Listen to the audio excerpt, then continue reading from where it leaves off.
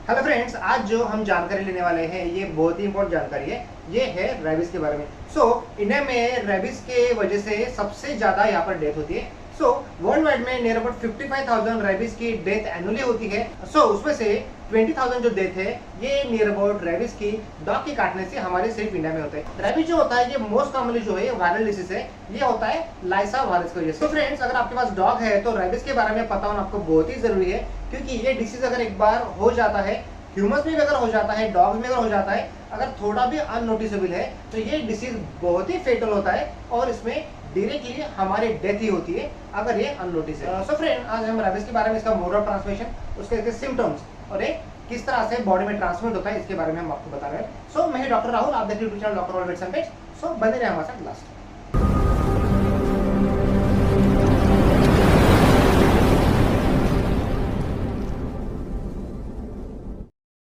Friend, rabies जो होता है ये मोस्ट कॉमनली रेबिस वायरस की वजह से होता है, जो इसका ग्रुप है लाइसा वायरस ग्रुप है। और ये जनरली फॉक्सेस, रकून्स, कून्स, बैट्स और उसके बाद जो भी वार्म ब्लडेड एनिमल्स होते हैं इनको भी होता है। ये कैट्स को भी होता है, उसके बाद कैटल्स में होता है, गोट्स में होता है और बहुत सारे एनिमल्स जो होते हैं इसमें भी ये पाया जाता है।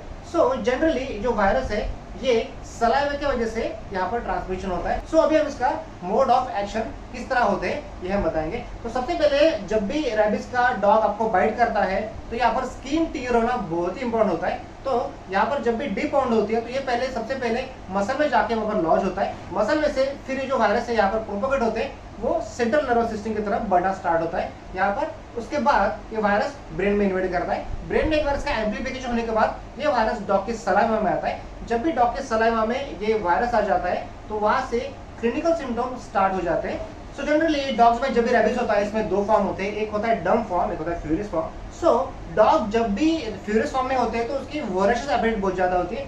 कोई भी ऑब्जेक्ट अगर डॉग को मिलता है, जैसे आयरन मिलो, वुडन का ब्लॉक मिलो या फिर कुछ भी मिलो, तो डॉग उसको खाने को एफिनिटी बहुत ज्यादा होती है और इसमें डॉग को पैरालिसिस भी होता है। सेकंड फॉर्म जो होता है वो होता है डम फॉर्म और पैरालिटिक फॉर्म। पैरालिटिक फॉर्म में जो इसका सिम्टम्स है, फिर सलाइवेशन डॉग को बहुत ज्यादा होता है। उसके बाद डॉग का फेस जो होता है डिस्टॉर्ट हो जाता है। डॉग का थ्रोट जो होता है और लैरेंजियल मसल जो होती है उसका पैरालिसिस होती है। इसकी वजह से डॉग जो है कुछ भी खा नहीं पाते और पी नहीं पाते। डॉग को जब ये डिसीज लगता है तो बहुत बार डम फॉर्म, फ्यूरियस फॉर्म दोनों भी यहाँ पर हमको सिम्टम बहुत बार देखने को मिलते हैं। फ्रेंड, अभी हम देखेंगे कि डॉग में रेबिस होने के बाद साइन और सिम्टम कौन से हैं।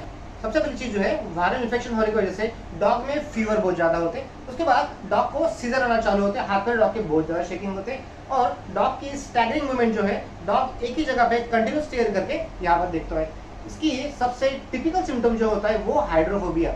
डॉग को पानी से बहुत ज्यादा डर लगता है। इसका जो भी रीजन है, डॉग का जॉ जो होता है पूरे से नीचे ड्रॉप होता है और मसल का जो भी कोऑर्डिनेशन है डॉग में काफी कम होने की वजह से डॉग में सलाइवेशन यहाँ पर बहुत ज्यादा होता है। उसके बाद डॉग का जो बिहेवियर है यहाँ पर अनयूजुअल होता है। एक तो डॉग आपका बहुत शाइनेस दिखाएगा या फिर डॉग में एग्रेशन बहुत ज्यादा बढ़ जाता है और उसमें डॉग की एक्साइटमेंट बहुत ज्यादा हो जाती है। मैंडिबल और लैरिंग जो होता है, यहाँ का जो मसल्स होती है वहां पर पूरी तरह ये पैरालिसिस होता है। इसी वजह से सलाइवेशन यहाँ पर डॉग का ड्रूलिंग बहुत ज्यादा होता है और लास्टली यहाँ पर पैरालाइज होकर डॉग की डेथ होती है। अगर आपको लग रहा है कि आपके डॉग को यहाँ पर रेबिस हो चुका है तो यहाँ पर आपको डॉग को 15 डेज क्वारंटाइन करना बहुत ही जरूरत है, क्योंकि एक बार रेबिस के सिम्टम डेवलप होने के बाद 15 डेज में यहाँ पर डॉग की डेथ होती है।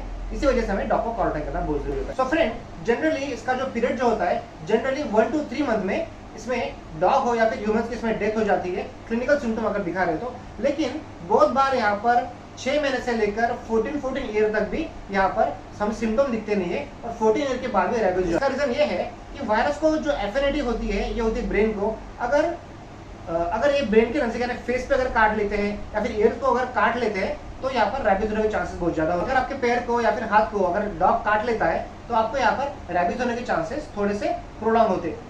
इट डिपेंड्स ऑन कि आपको डॉग कहाँ काटा है, कितना उसने सलाइवा उसमें इंजेक्ट किया है। फ्रेंड, अभी हम जानेंगे कि रेबिस का प्रिवेंशन कैसा करना है। सबसे पहली चीज जो होती है, यहाँ पर डॉग्स को वैक्सीन करना बहुत ही जरूरी होता है। आपको यहाँ पर 3rd मंथ पे पहला डोज डलवाना है और सेकंड डोज जो होता है 21 डेज के बाद यहाँ पर बूस्टर डलवाना है। अगर आपको डॉग बाइट यहाँ पर हुआ है या फिर आपके डॉग को यहाँ पर डॉग बाइट हुआ है तो यहाँ पर पोस्ट बाइट ट्रीटमेंट्स होती है।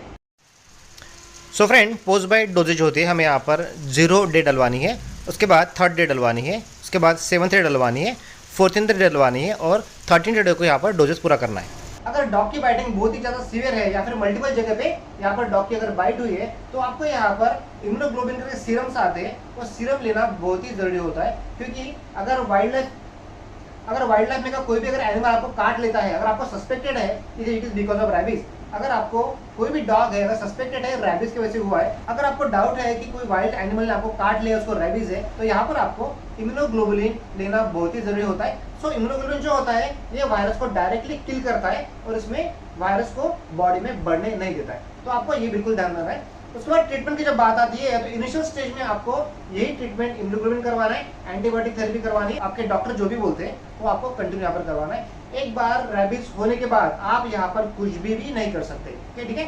15 to 20 डेज में यहाँ पर डॉग की बोलो या फिर ह्यूमंस की डेथ ही होती है। सो आपको रैबिस के बारे में मालूमात होना बहुत जरूरी है और आपके डॉग का जब तक वैक्सीनेशन टोटल तरह से कंप्लीट नहीं हो जाता तब तक आपको यहाँ पर अपने डॉग को बाहर के ब्रीड से या फिर कोई भी डॉग से या फिर वाइल्ड एनिमल से आपको यहाँ पर बिल्कुल भी मिक्स नहीं करवाना। So friends, thanks for watching. अगर चैनल को नया तो सब्सक्राइब कीजिए, बेल आइकन के प्रेस कीजिए हमारे नए वीडियो सबसे पहले देखने के लिए। फ्रेंड्स, हम यहाँ पर ऑनलाइन कंसल्टेशन भी प्रोवाइड करते हैं। सो इसके लिए आपको call me for app download कीजिए, हमारा सर्च आईडी है डॉक्टर ऑलवेट एड्रेसिंग को। सो आपकी जो भी प्रॉब्लम है हम यहाँ पर चुटकी में सॉल्व करेंगे। So thanks for watching, stay connected.